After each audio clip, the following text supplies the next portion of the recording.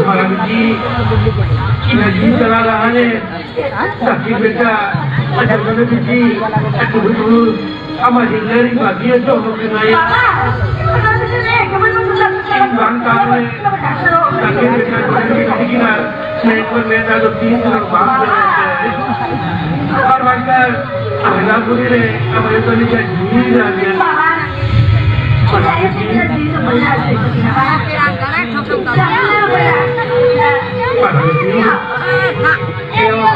चार्गी जब वो जीतो बोलो ताकि बेटा लड़न बिटी दो अब हमने गिदरा बोले करते कि अब थोड़ा बोले रे गुड करती है ताकि तो अभी लाइफ बोला लगा के बहुत चाहिए हो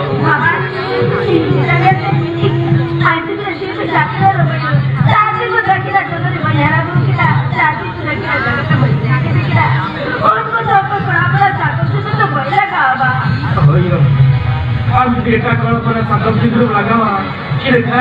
काम तो धीरे धीरे जिधर आयो अरे हम जिधर आयो लेकर लकी बेटा जरा भी तो किलो दिलो चले आते अरे लोग ने दिलो लेकिन क्या अब ये तभी आना पूरी राइडी कॉल तो ली जामा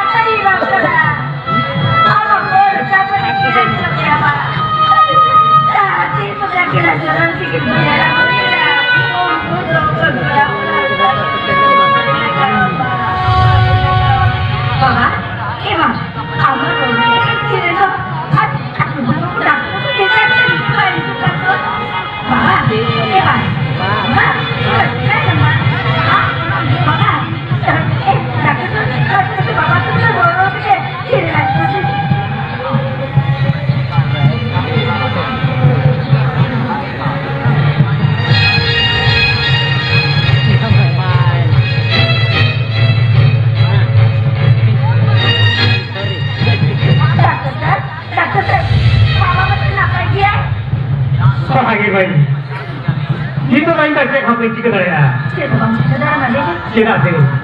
amat lah hormat saya. Jadi gimana?